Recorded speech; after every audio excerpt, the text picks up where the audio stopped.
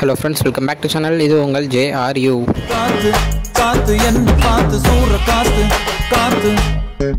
So இன்றைக்கி நம்ம சேனலில் நம்ம சூரி மற்றும் அண்ணா பென் இவங்களுடைய நடிப்பில் வந்த கொட்டுக்காளி படத்தை பற்றி தான் பார்க்க போகிறோம். ஆமாங்க, படம் வந்து ரொம்ப நாள் ஆச்சு. இன்றைக்கி நான் ரிவ்யூ போடுறேன் அப்படின்னு நீங்கள் நினச்சிருக்கலாம்.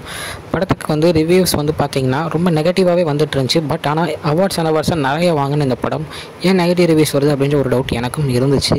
தென் சரி படத்தை பார்ப்போம் அப்படின்னு பார்த்தேன். எனக்கு படம் மேலே வந்து மிகப்பெரிய ஒரு எதிர்பார்ப்பு இருந்துச்சு அப்படின்னு தான் சொல்லணும். ஏன்னா நம்ம சூரி அவர்களுடைய ஒரு அவருடைய கதை நாயகன் அவர் நடிக்கும்போது வேறு மாதிரியான ஒரு ஆக்ஷனை சூப்பராக கொடுக்குறாரு அப்படின்றத நம்ம இதுக்கு முன்னாடி விடுதலை படமாக இருக்கட்டும், கருடன் படமாக இருக்கட்டும் சூப்பராக பார்த்துருக்கோம்.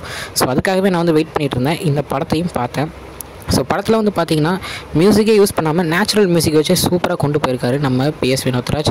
ஸோ இந்த படத்தில் ஃபுல் அண்ட் ஃபுல் ஆக்டிங்கை மட்டுமே பேஸ் பண்ணி நம்ம சூர்யா இருக்கட்டும், இல்லை நம்ம அண்ணா பெண்ணா இருக்கட்டும், இவங்க ரெண்டு பேரும் நடிப்பை வச்சு கொண்டு போகிற ஒரு கதையாக இருக்குது.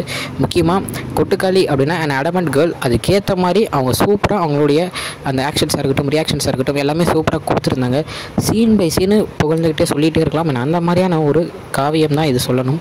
ஸோ PS வினோத்ராஜோடைய டைரக்ஷன் நம்ம கூழாங்கல்ல பார்த்துருக்கோம். பட் ஆனால் இது அதுக்கும் ஒன் ஸ்டெப் மேலே போய்ட்டு சூப்பராக இருக்குது அப்படின்னு சொல்லணும். ரீசெண்டாக பார்த்திங்கன்னா நம்ம விகடனில் இருந்து கூட இதுக்கு வந்து 57 இது கொடுத்துருந்தாங்க. ஸோ அவங்க வந்து மேக்ஸிமம் 45 மேலே எந்த படத்துக்கும் கொடுக்க மாட்டாங்க. 57 கொடுத்துருக்காங்கன்னா அப்போ அவ்வளோ சூப்பராக அந்த படம் இருக்குங்க. ஸோ ஒரு சேவலுக்கும் இந்த ஹீரோயினுக்கும் உள்ள ஒரு அந்த ஒற்றுமையை வச்சே படத்தை கொண்டு போயிருப்பாங்க. அதே நேரத்தில் சூப்பராகவும் கதை வந்து போர் அடிக்காமல் கரெக்டாக போயிட்டுருக்கும். பட் ஆனால் ரொம்ப ஆக்ஷன்ஸ்க்காகவும் ரொம்ப சாங்ஸ்க்காகவும் வெயிட் பண்ணிகிட்டு இருந்தோம்னா இந்த படம் வந்து கன்ஃபார்ம் அவங்களுக்கு பிடிக்காது. ஸோ ஒரு கதைக்காக இந்த படத்தை பார்த்தா கன்ஃபார்ம் பார்க்கலாம். தென் முக்கியமாக படத்தில் வந்து பார்த்திங்கன்னா கிளைமேக்ஸ் இல்லாமல் படத்தை முடிச்சிருக்காரு நம்ம வினோத்ராஜ். ஆமாங்க, கிளைமேக்ஸ் இல்லை அப்போ எப்படி படம் அப்படின்னு நீங்கள் கேட்கலாம். ஸோ அந்த மாதிரி முடிச்சனால மக்களுக்கு என்ன நடந்திருக்கும், இந்த ஹீரோயின் என்ன பண்ணியிருப்பார் அப்படின்ற ஒரு நம்ம ஒரு கொஷின் மார்க்கோடைய படத்தை வந்து முடிச்சிருப்பார்.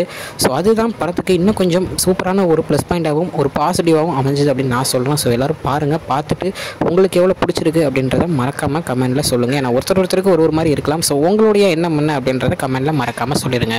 ஓகே ஃப்ரெண்ட்ஸ், இதுதான் இன்றைக்குள்ள ரிவ்யூ. இன்னொரு வீடியோவில் உங்களை வந்து பார்க்குறேன். அது வரைக்கும் உங்கள்கிட்ட நடைபெறுறது உங்கள் Jaswin. Bye friends. Next video மறக்காமல் நம்ம சேனலில் சப்ஸ்கிரைப் பண்ணிடுங்க. பாய் பாய்.